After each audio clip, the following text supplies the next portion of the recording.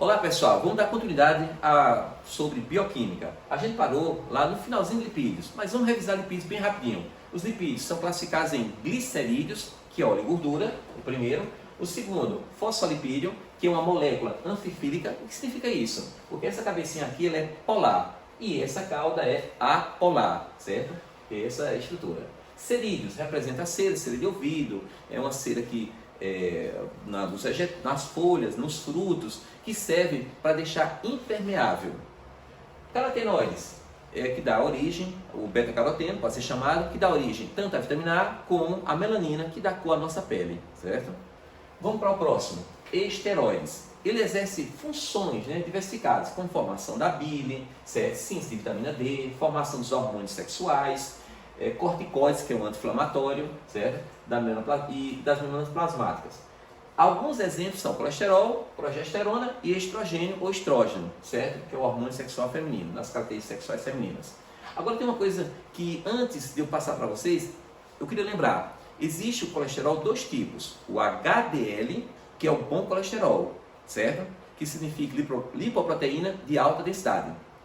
E o colesterol LDL, lipoproteína de baixa densidade, que é o colesterol ruim. Se eu lembrar, LDL, L de ladrão, ladrão é ruim. HDL, H, herói, herói é bom, certo? Por que o HDL é bom? Porque ele remove o LDL. É isso a vantagem, tá certo? Vamos lá. Eu queria ler esse trechinho para vocês que eu achei bem interessante. Pequenas lesões do interior dos vasos sanguíneos causadas por uma subida da pressão, glicose alta ou componentes do cigarro propiciam o acúmulo do colesterol de menor densidade, o LDL, aquele colesterol ruim, certo? Alertados, de que tem algo errado acontecendo. As células de defesa vão para a lesão, certo? O que desencadeia uma inflamação. A mudança dessas células defensoras e do LDL oxidado, no entanto, dá início à formação das placas que podem causar diversas doenças cardíacas, certo? Isso é um problema chamado aterosclerose, infelizmente. Então a gente tem que cuidar, tá certo? Fazer exercício, uma boa alimentação, evitar o cigarro, ter uma vida saudável. Isso aí vai diminuir bastante. Lembrando a vocês que as doenças cardiovasculares são as doenças que mais matam no planeta. Em primeiro lugar, em qualquer parte, tá certo? Proteínas, vamos falar agora de carne, ovos, leite. Olha, as proteínas, imagine que seja essa parede da proteína. Cada tijolinho é um aminoácido. Então, proteína, pessoal, são polímeros de aminoácidos, certo? São macromoléculas, a proteína formada de aminoácido. Ela tem diversas funções, por exemplo, estrutural, plástica, defesa, catalítica, transporte, coagulação, hormonal, contrátil. Quer dizer, a gente encontra proteína em toda parte do corpo da gente. Essa contrátil, por exemplo, a actinosina, é o que forma o nosso músculo, tá certo? Insulina, que é aquele hormônio produzido pelo pâncreas que vai retirar a glicose. Veja a importância das proteínas no nosso corpo. A gente tem toda a estrutura, temos proteínas. Lembrando que são formadas de aminoácidos. Eu queria lembrar uma coisa a vocês, quando a gente junta dois aminoácidos, aminoácido 1, aminoácido 2, quando a gente junta dois aminoácidos, isso aqui é um fenômeno chamado síntese por desidratação. Porque sai uma molécula de água para juntar os dois aminoácidos e formar a proteína. Bem rapidinho, aminoácido 1, aminoácido 2. Quando a gente junta, forma uma proteína. O nome da ligação entre o aminoácido 1 e 2, ligação peptídica. E sai uma molécula de água, certo? Síntese por desidratação. Não esqueçam disso. Vamos lá. Enzimas são biocatalisadores. As enzimas, pessoal, são importantíssimas. Deixa eu dar um exemplo prático. Quando você come pão, o pão vai acontecer a digestão logo na boca. A primeira digestão é logo na boca. A amilase salivar, ou ptialina, é uma enzima, que ela vai retirar esse nutriente. Então a enzima tem um papel importantíssimo. Agora a enzima, a gente sabe que ela precisa ter uma temperatura ideal, um pH, para que tudo aconteça da forma normal e interessante. Por quê? Se, por exemplo, a temperatura é muito alta, ela pode decompor. É um processo chamado, isso acontece com todas as proteínas, chamado desnaturação. Já a gente fala sobre isso, certo? Agora, vamos falar logo, né? Porque eu vou passar para as ácidos nucleicos, certo? Vamos lá. O que é desnaturação das proteínas? Seria mais ou menos o seguinte, vamos imaginar, certo? Eu vou pegar aquela caixa, certo? Aqui, ó, a caixa. Vamos imaginar que a proteína tem essa estrutura, esse controle em cima e essa caixa embaixo. Isso aqui é a proteína. processo chamado desnaturação é mudar essa estrutura. Mudar a estrutura. Pronto, eu fiz isso agora. Pronto, isso aqui é uma desnaturação. Isso, pessoal, pode acontecer por duas situações. Por pH, acidez, e por temperatura. Deixa eu dar um exemplo bem prático para a gente entender. Ovo de galinha, a clara e a gema. Gema riquíssima em colesterol. Esqueça a gema. Vamos para a clara. A clara é riquíssima em proteínas. Quando a gente bota na frigideira, né, e começa a aquecer, o que acontece com a clara? Ela era transparente e viscosa. Aí acontece desnaturação das proteínas da clara. Aí ela fica branca e sólida. Muda completamente. Isso é desnaturação. Veja, a clara que era transparente ficou branca. Que era viscosa ficou sólida. Isso é chamado de desnaturação. E acontece em duas situações, tá certo? pH e temperatura. Vamos lá, ácidos nucleicos. Tem o DNA e RNA. O DNA, pessoal, o ácido desoxirribonucleico, ele é responsável pelas características hereditárias da gente. Você ser alto, baixo, gordo, magro, pisca-pisca, seja o que for, isso aí depende das suas características que você herdou dos seus pais. E como é que seus pais enviaram isso para você? Através do DNA, ok? Não esqueça disso. Já o RNA, ele fabrica proteínas. Aquelas proteínas que a gente falou que é tão importante no nosso corpo. Tem na unha, tem no cabelo, tem na pele, tem em todo lugar, certo? É de fundamental importância as proteínas. E essas proteínas, além de a gente comer, certo? Nos alimentos, a gente também produz. E a gente pode produzir através de várias estruturas, que em outro momento a gente conversa sobre isso. O RNA, ele fabrica proteínas, síntese de proteínas.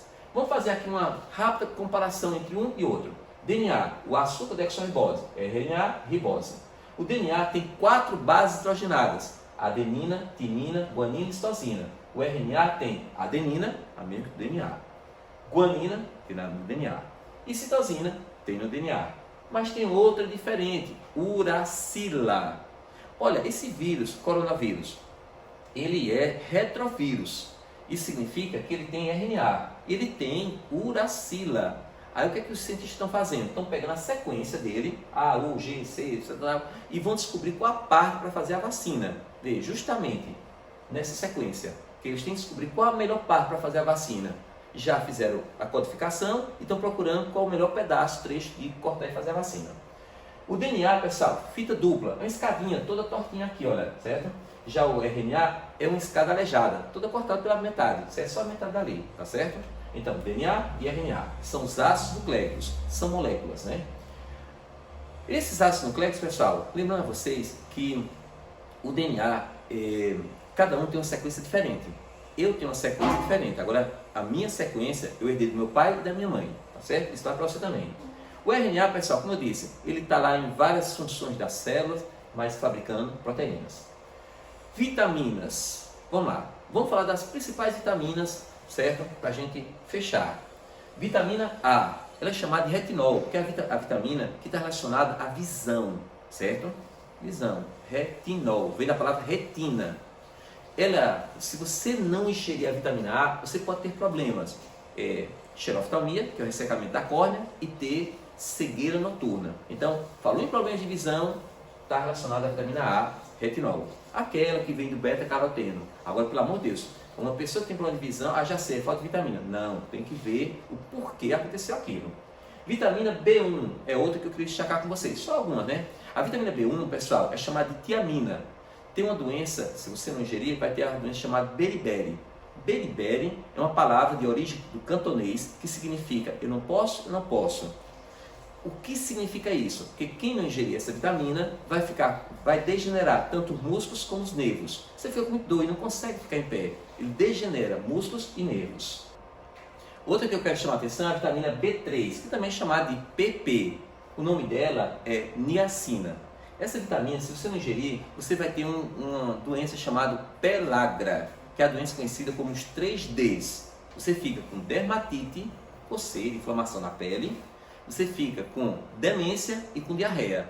Demência, diarreia e dermatite. 3Ds. É a doença ocasionada por falta de vitamina B3. A outra que eu queria destacar é a vitamina B9, ácido fólico. Essa vitamina B9, ela é importante que a mulher, quando está grávida, ingerir essa vitamina para o desenvolvimento da criança, certo? Porque senão ele vai trazer problemas de má formação. Então é necessária a vitamina B9. A vitamina B12, chamada de cianocobalamina ou cobalamina, ela é anti-hemorrágica. E também anemia perniciosa. É um tipo de anemia que é para o resto da vida. Infelizmente não tem cura, certo? Vitamina C, ácido ascórbico. A doença principal é escorbuto, é a doença das grandes navegações.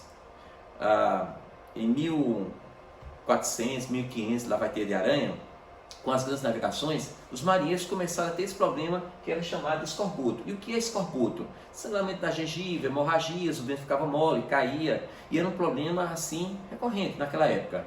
Até Camões, no livro Os Lusíadas, ele cita sobre essa doença. Então, qualquer questão que fala as grandes navegações, marinheiros, opa, já vai lembrando lá, vitamina C, escorbuto. E lógico que a fonte são frutas cítricas, né? Que naquela época não tinha condições deles preservar por muito tempo. Vitamina D, calciferol. Ela ocasiona uma doença chamada raquitismo, que os ossos ficam fragilizados. A criança que tem raquitismo, geralmente com o peso do tórax do abdômen, a perninha fica de cangaia, tá certo?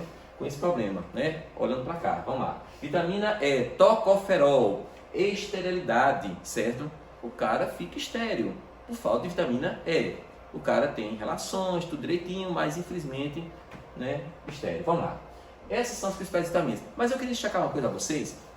As vitaminas, elas são assim, são as vitaminas lipossolúveis, que são absorvidas porque tem gordura, e as vitaminas hidrossolúveis, porque tem água. As lipossolúveis é a DECA, vitamina A, D, E e K. São essas 4 que são lipossolúveis. Todas as outras que eu não citei, são hidrossolúveis. Um beijão na boca, pessoal. Até a próxima.